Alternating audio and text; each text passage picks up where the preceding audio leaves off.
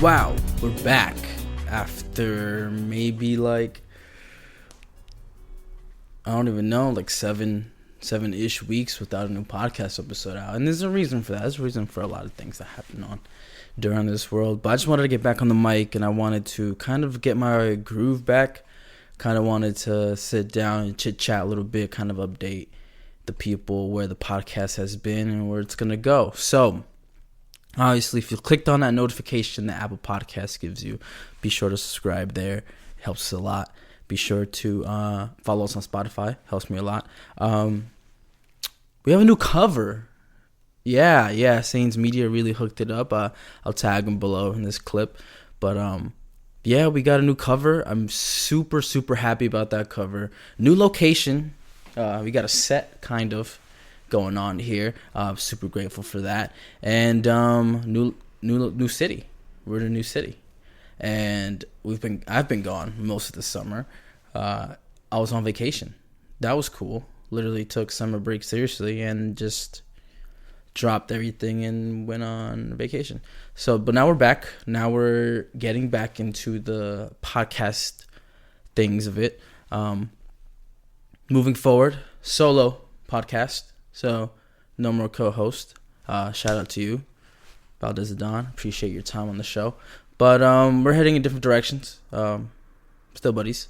But yeah, I'm excited to see where the podcast goes. I'm going to try to tackle it for a little bit by myself to see if I can push out 30 to 40 minutes worth of podcasts every week and be proud of the work I put out. But that's my own personal challenge. I'm excited for it because obviously if it's not challenging me, then it's not worth doing. And I love podcasting. I just love being in front of the mic. So I'm excited to take the show in a different direction. I want to start getting in guests again. But that's we'll cross that bridge when we get to it, I guess. We're going to have the same music still because I fucking love the podcast song.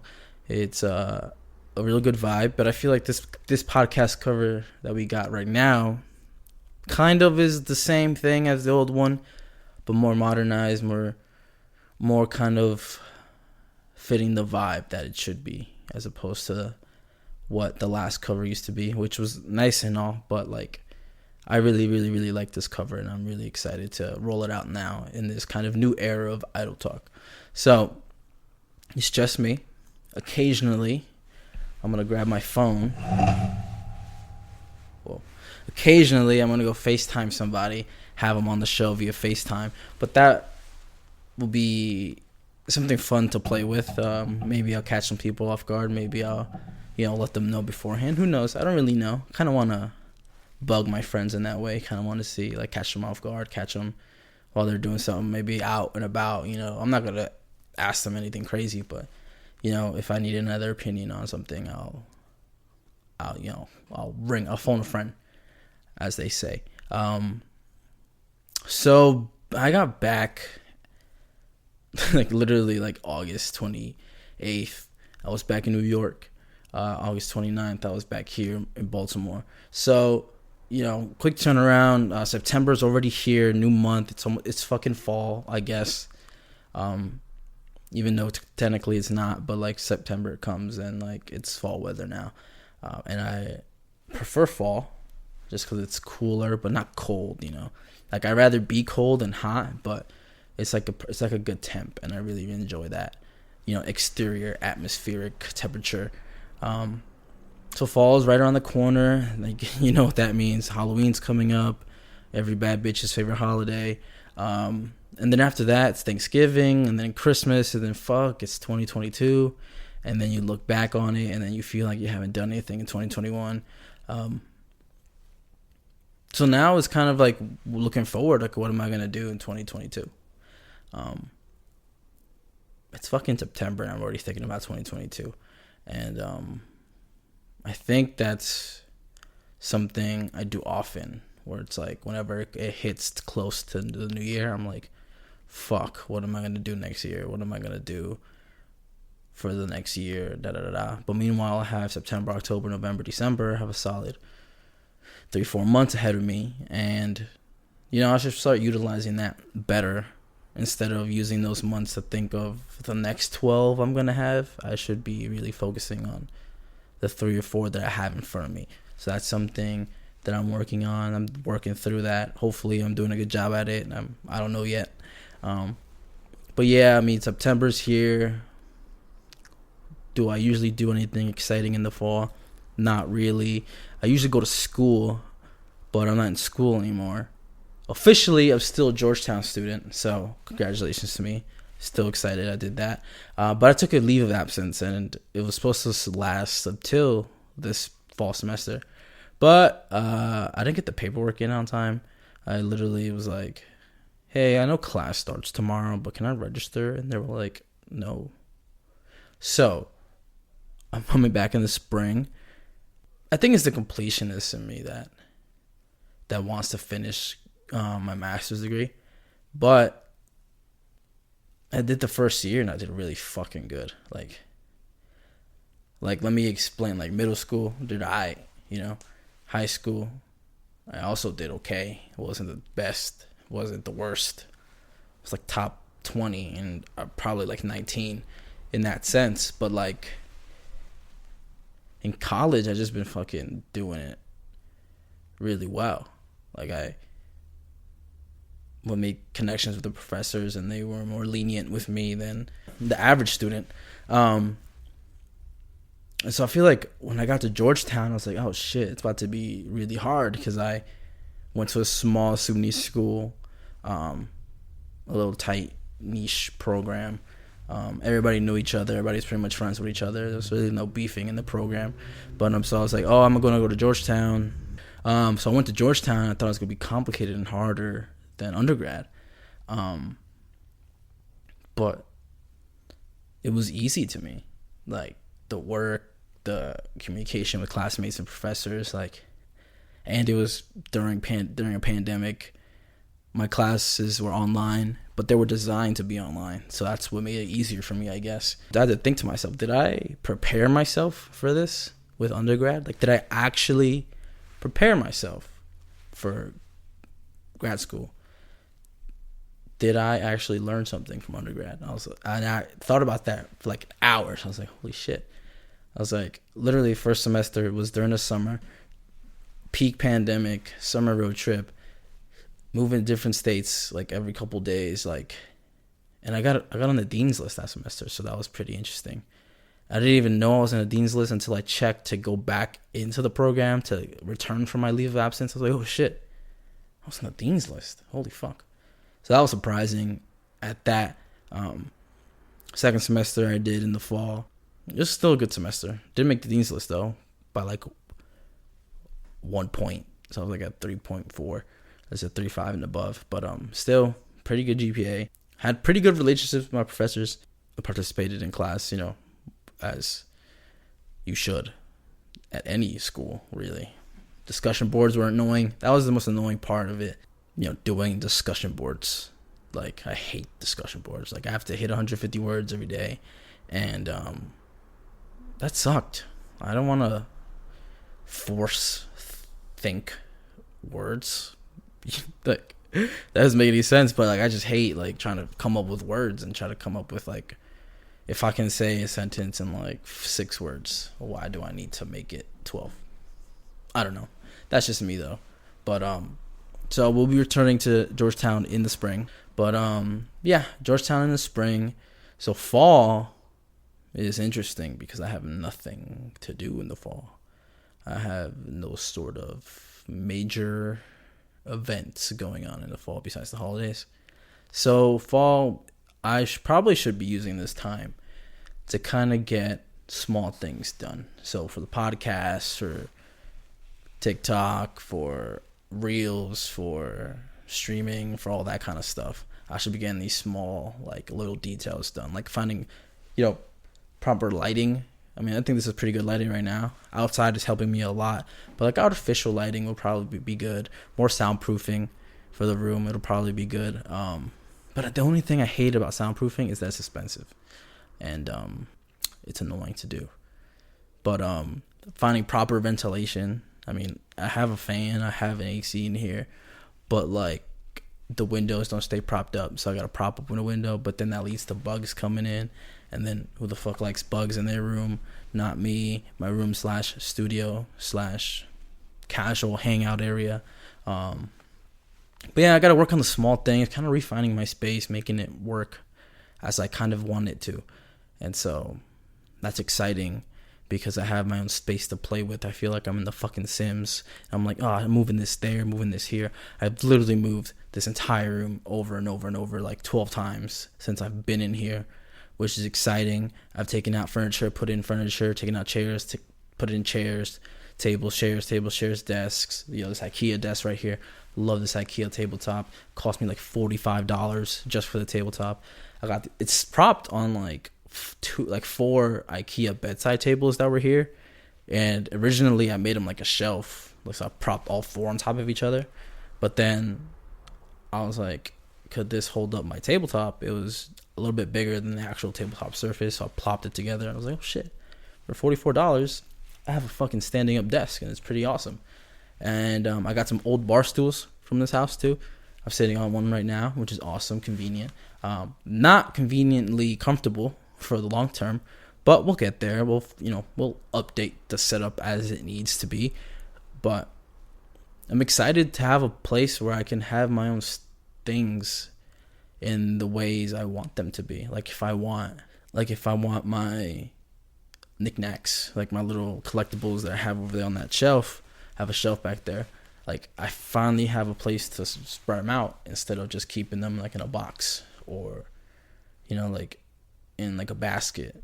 I'm like, that's cool and all at the end of the day, but it's exciting to finally have a space to kind of let myself be free in, and that's great.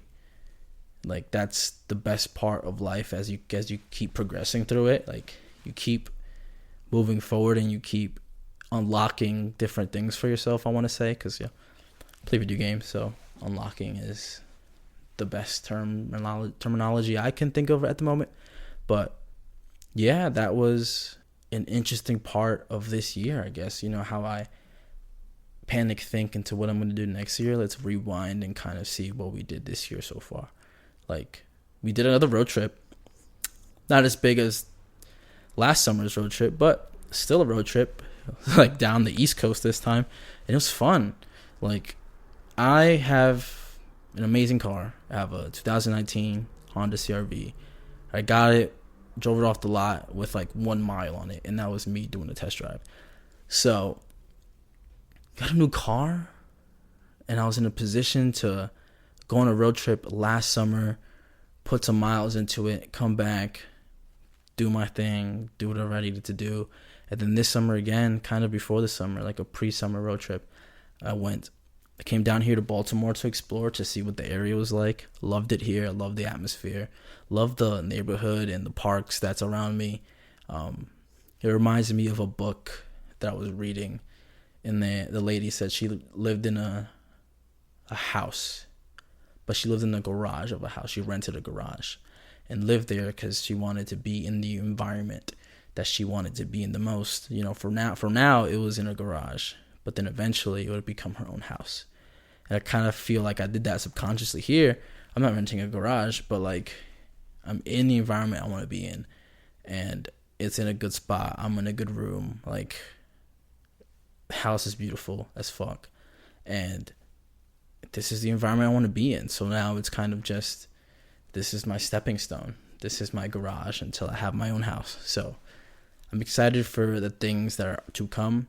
I'm excited for the collaborations I'm going to pursue. Like, I don't have anybody on the table just yet, but like, I'm excited to the fact that like, if I do get in-person collabs and in-person interviews, that like I have a space to bring them back to. Like, hey, this is my studio / casual hangout / room. Like, I'm excited for the things to come for the show. Like,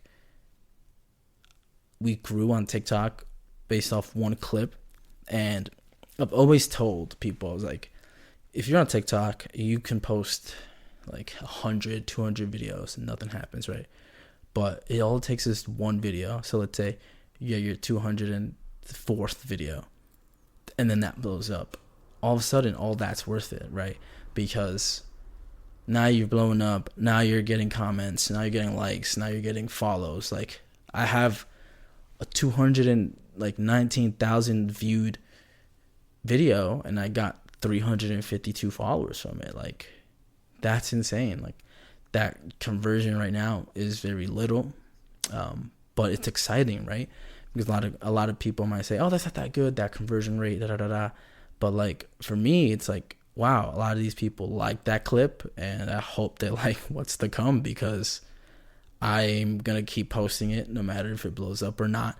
But at the end of the day, I'm happy with all that traffic and exposure, and it's like a little kickstart in case you're ever feeling like you're doubting yourself, or I'm doubting myself. At some point, I just go back and like remember, like, keep going, because you never know which clip is gonna be the one to blow up, and it might not even be the one that you thought was a clip. But it was funny because it was the clip about the TV volume, about which one, like what volume level is too high or too low, and that was just a regular conversation that I didn't really think was gonna be too funny, but yeah, it's the ones that you sometimes don't think are gonna do numbers that do, and it's just important, like, taking the time out to clip those clips, like recording the video, going back, syncing up the audio, and then like putting it together, clipping it. You know, are you gonna clip everything? Should you clip everything? Those are like the kind of thoughts that I have in my mind, and eventually I do. I eventually end up just making the entire episode clips, and then I go through 25 to 30 clips and then see, okay, is this one funny? Is this one funny? Is this one funny? And I just take a chance, and I eyeball it, basically. And if it does good, then I'm happy. If it does bad, then it's a learning experience. I'm not gonna be like, oh shit, that wasn't funny, or that was bad, blah blah blah. No, I just love what I do, pretty much. I love podcasting, and I think this is the route I want to take when it comes to social media, is the podcasting stuff. I just love to do it. I love the entire process. I love figuring out what I'm going to say, even though, I'll be honest with you, this episode, don't know where it's going, to be honest. We're about 20 minutes in-ish, but I don't know where I'm going to go with this. I'm just talking. I'm just trying to figure out what to say. So, do I plan more episodes than before? Like actually plan them so I can kind of have a train of thought of where to go? Or do I keep doing these off the rip? Like, eventually, the episode title is going to be what I think is key points of the episode, pretty much. Again, learning experience, trying to get back to my groove.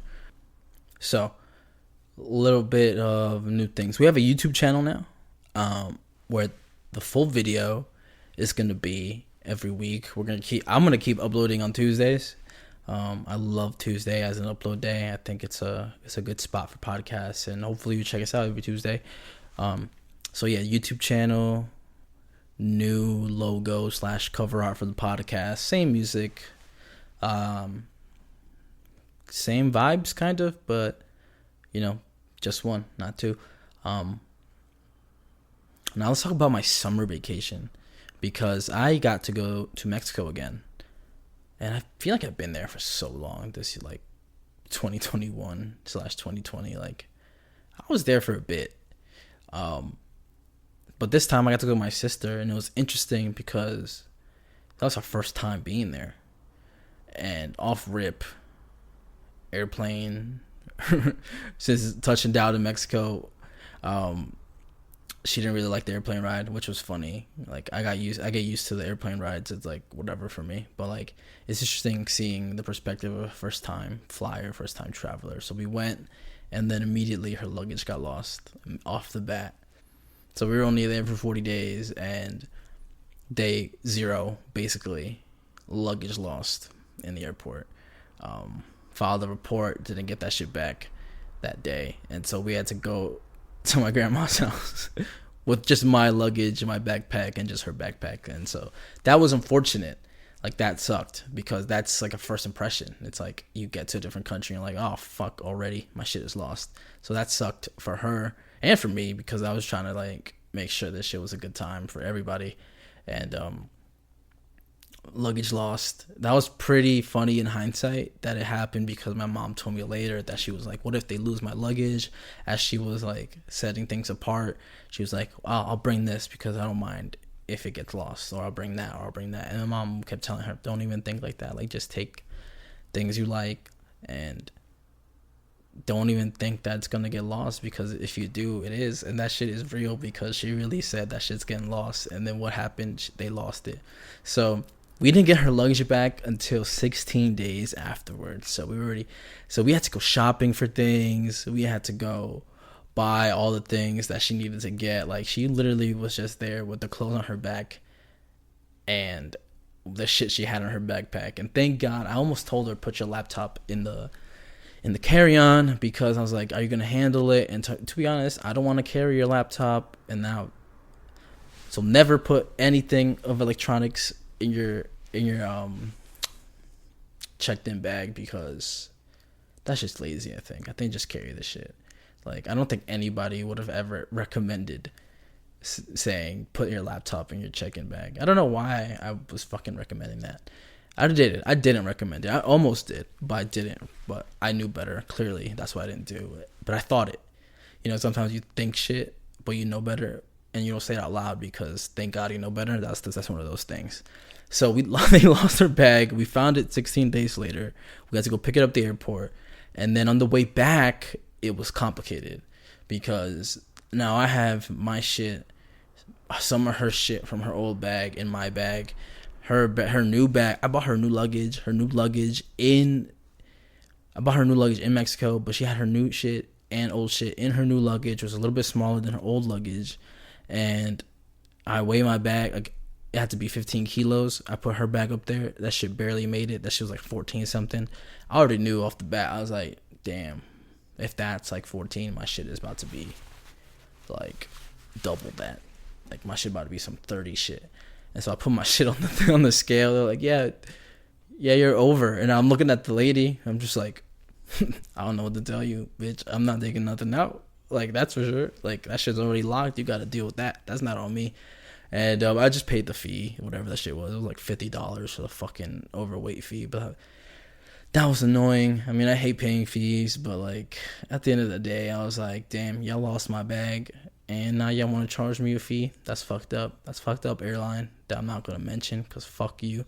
Really shitty experience with them. Never flying them again. See, that's what I hate about spontaneous trips, because sometimes you get the shitty airline, and it's like, fuck my life. What did I do in a past life to deserve this?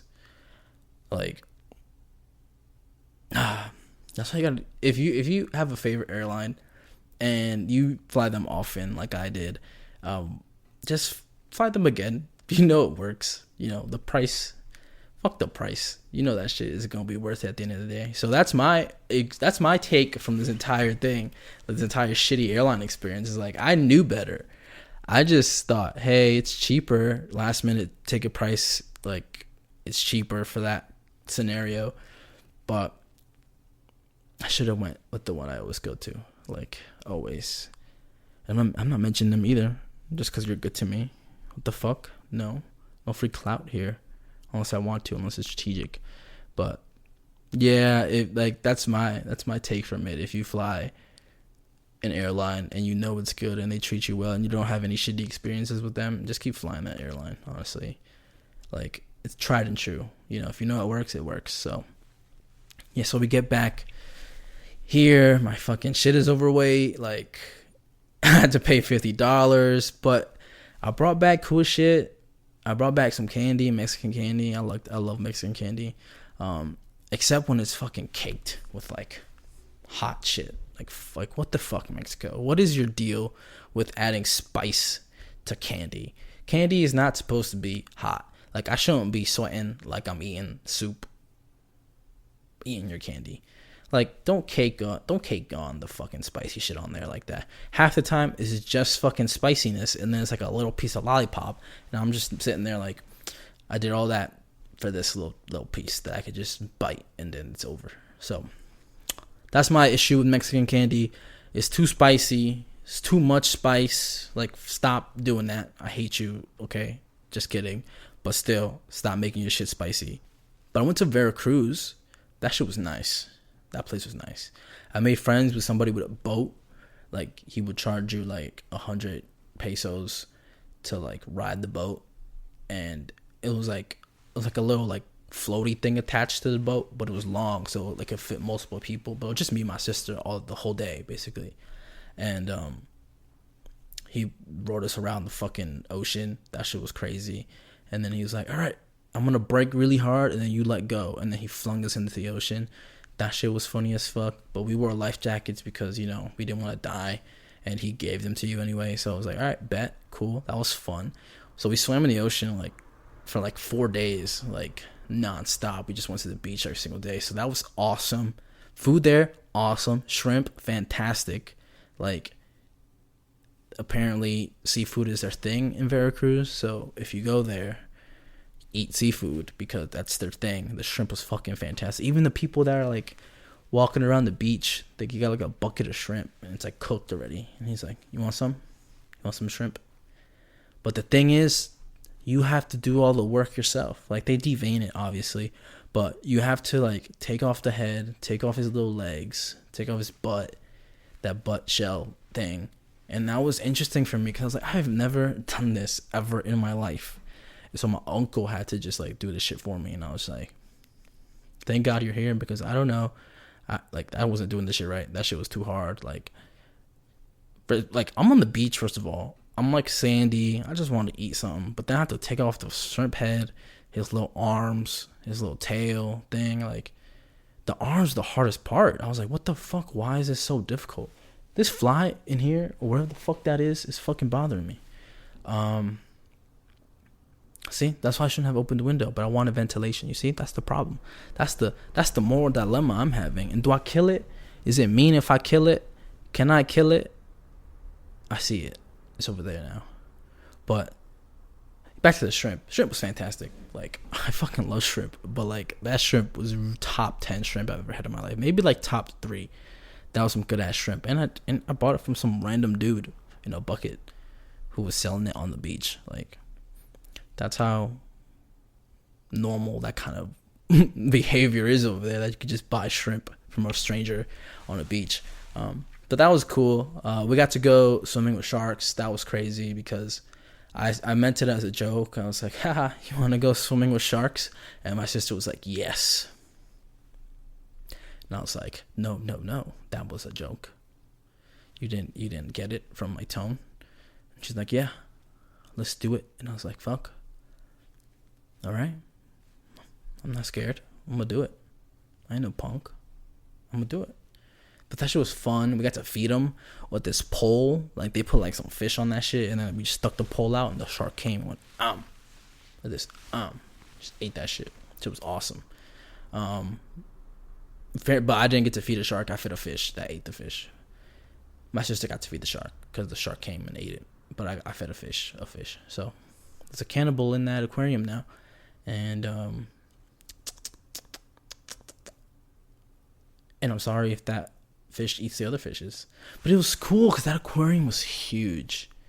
Like, I don't really fuck with aquariums, but like, it was like a staple of their community, that aquarium. And people were like proud of their aquarium. And I was like, okay. The people don't hate the aquarium. Must mean good aquarium. So I went to check it out. It was awesome. They have penguins there, but penguins really anywhere outside of its natural habitat, I feel like it's not a good time for them. So if anything, Veracruz, get rid of your penguins, because every other fish look happy, because fishes are fishes. The sharks look pretty cool. They look well fed. They had dolphins there. That pool was humongous too, but again, throw your dolphins back in the ocean. Like, you shouldn't have dolphins.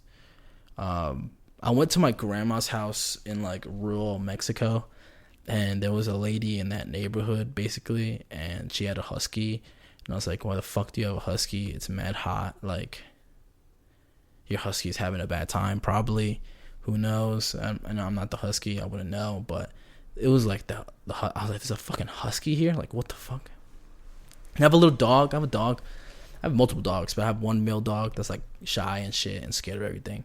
And like, that husky pulled up to him and then he like bent over, like he put his head in the ground, but like his ass up, like he wanted the husky to like do stuff.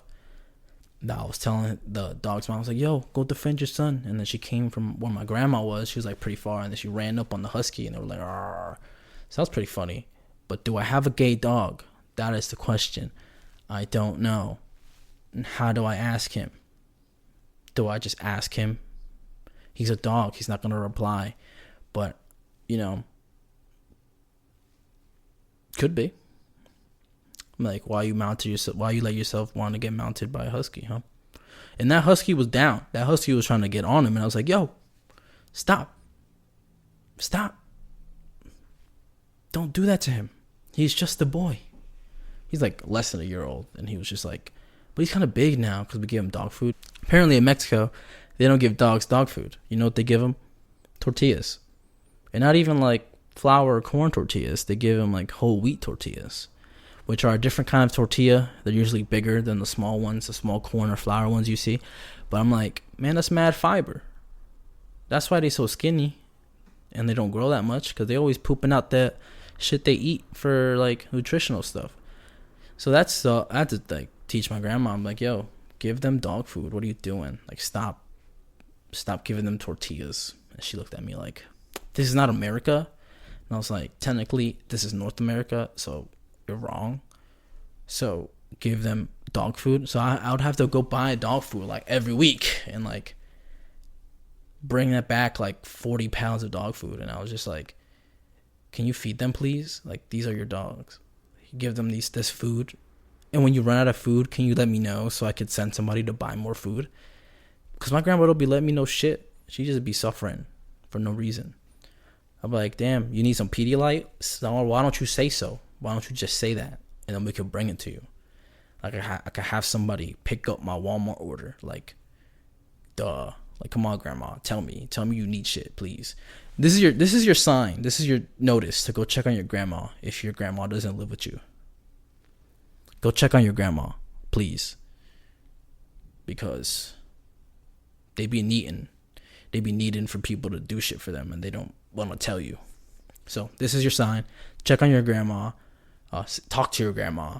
If you don't live with your mom or dad and you have an active relationship with them, you know, hit them up too. Be like, hey, mom, how are you? I got to call my mom up right after this, actually.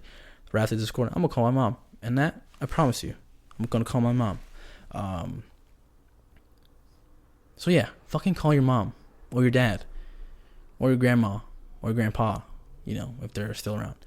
You know, take this time, call them. I'll give you a minute.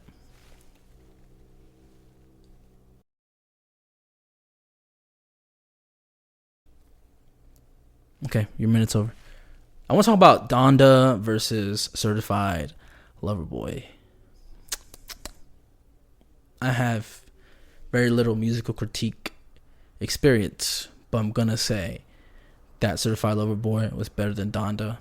I think there's personal opinions, you know, but I think I just think I like Drake's album better than Kanye's. I guess I was just tired of Kanye shit, like his little stadium listening parties, blah, blah, like, shut up, just drop your shit. Like, come on, please. Like, you've been teasing good music ever since you dropped that Chick-fil-A song, which, it's Sunday, by the way. Chick-fil-A is closed, so if you know, you know.